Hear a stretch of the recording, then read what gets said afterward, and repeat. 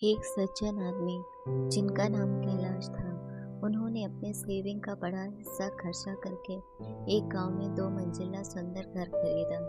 घर सुंदर तो था ही, लेकिन इसे खरीदने के पीछे एक और कारण था कि इस घर के पीछे कई आम के पेड़ थे और कैलाश की धर्मपत्नी को आम काफी पसंद थे।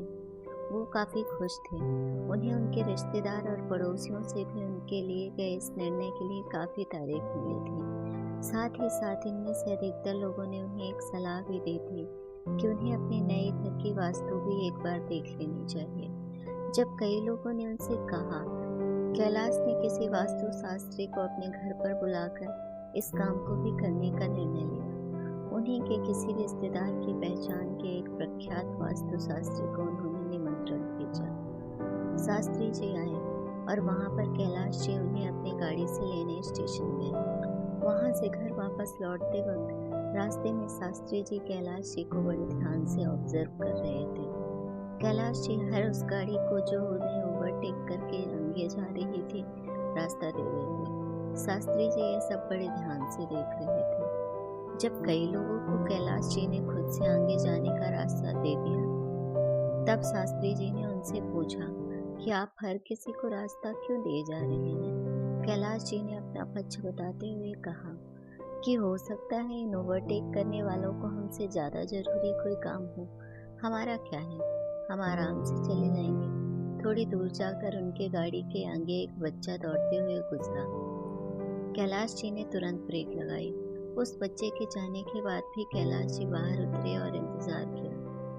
थोड़ी देर बाद वहीं से एक और बच्चा गुजरा। फिर कैलाश जी गाड़ी में बैठे और गाड़ी चलाने लगे। इस बार फिर से शास्त्री जी ने पूछा कि आपको कैसे पता था कि यहाँ से एक बच्चा और गुजरेगा। कैलाश जी बोले, याद कीजिए शास्त्री जी, जब हम बच्चे थे तो क्या हम अकेले खेलते थे? नहीं ना, हम ऐसे ही तो अकेले नहीं दौड़ते थे, हमारे पीछे कई बच्चे भी तो दौड़ते थे। इसलिए मुझे पता था कि इस बच्चे के पीछे भी कोई बच्चा या कई और बच्चे जरूर भाग रहे होंगे। उन्हें चोट न लग जाए इसलिए मैं रुक गया था।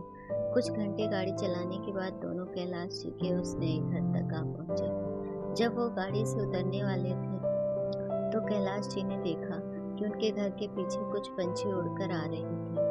कैलाश जी वापस गाड़ी में बैठे और शास्त्री जी को भी कहा कि थोड़ी देर गाड़ी से मत उतरिए।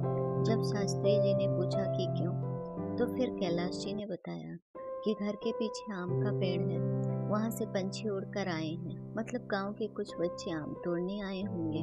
अगर हम उन्हें दिख गए तो वो हड़बड़ी में गिर सकते हैं, उन्हें चोट लग सकती है, इसलिए उन्हें आम तोड़ कर ले जाने दीजिए, फिर हम चलते हैं। कुछ मिनटों बाद सचमुच उनके घर के पीछे से कुछ बच्चे आम तोड़ कर ले जाते नजर आए।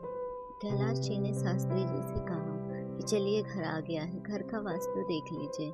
शास्त्री जी मुस्कुराए और कैलाश जी से कहा, मुझे आपके घर का वास्तु देखने की कोई आवश्यकता नहीं है। कैलाश जी को लगा कहीं उनसे कोई गलती तो नहीं हो गई।